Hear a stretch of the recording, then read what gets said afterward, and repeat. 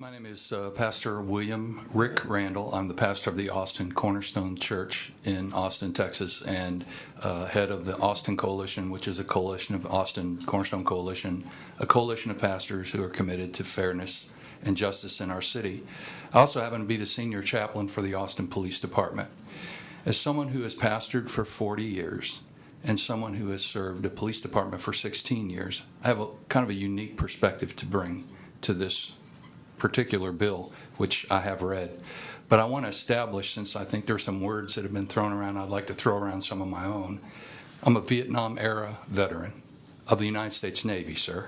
I was born in the city of San Antonio, and I love America, but I am against Senate Bill 185.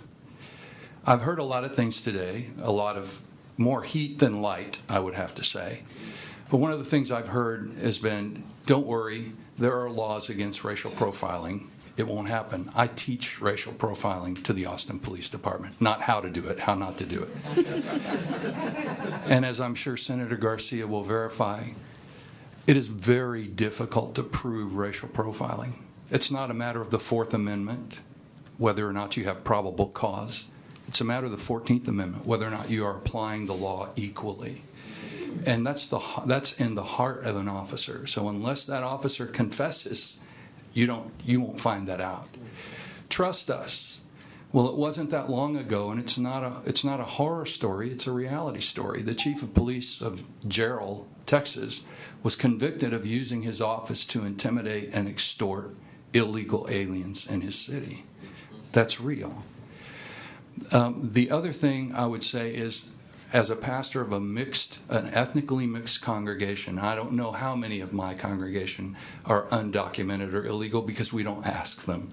But I can tell you that this bill would have a dampening effect on their willingness to cooperate with law enforcement. Remember, many of these folks are coming from communities and countries where law enforcement was the arm of persecution, was the arm the government used to keep them down. They don't come with an inherent trust for law enforcement. Just let me conclude with a story that illustrates my point. Gamaliel Bojorquez was a 19-year-old young man who, on a beautiful spring Austin day evening, was walking through my church parking lot with his father coming from a church service. He had his weekly pay in his wallet. He was paid in cash. When a car rolled up, a man jumped out of the car, pointed a gun at he and his father, and said, "Give me your money." His father wisely reached in his back pocket and handed his wallet.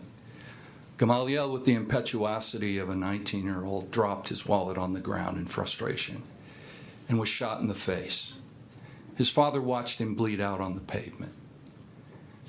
A few days later, someone from our community gave a tip that allowed police to capture the suspect. He was tried. He was convicted. He was an MS-13 gang member. It was the first MS-13 violent killing in Austin, Texas.